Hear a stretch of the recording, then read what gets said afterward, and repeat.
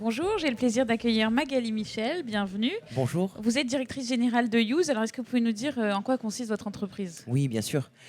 Donc Use est un éditeur de solutions de dématérialisation de documents financiers.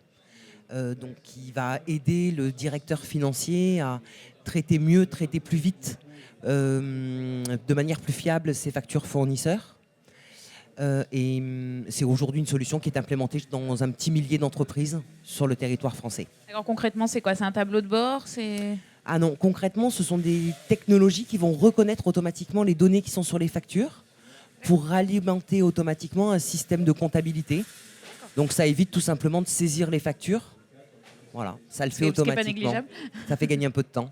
D'accord. Alors vous, de votre point de vue, comment vous avez vu évoluer? On parle ici beaucoup de la fonction DAF, de son rôle dans la transformation des entreprises. Vous, comment vous avez vu évoluer cette fonction en tant que Alors, on la voit évoluer et puis on voit qu'on a encore en face de nous ces deux catégories de DAF.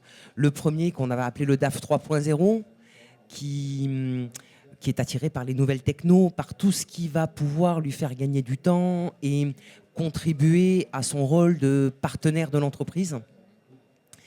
Et puis, on a aussi encore des DAF dans une vocation plus traditionnelle, un peu le rapporteur des chiffres, qui est peut-être moins sensible aux apports de ce type d'approche.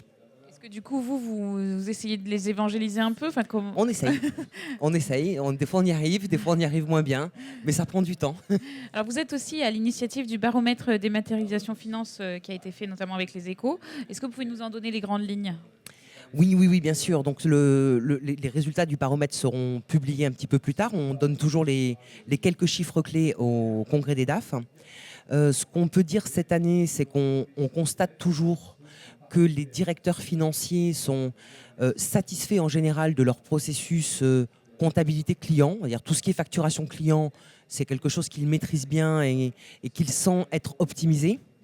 Et on sent toujours une insatisfaction sur les processus fournisseurs et sur les processus achats, avec une intention de projet croissante en termes de projets de dématérialisation. Donc on est cette année à 62% d'intention de projet sur des approches de dématérialisation, qu'elles soient dématérialisation papier, dématérialisation de documents électroniques, peu importe. Mais donc on sent que ces technologies sont maintenant ancrées. On est nous très spécialisés sur la PME et l'ETI, on va dire, et que c'est évident pour le DAF que les apports de ce type de technologie sont indéniables pour l'entreprise. Voilà. Après, je crois que comme tout le monde, le DAF est tiraillé par toutes ses missions. Il faut qu'il priorise.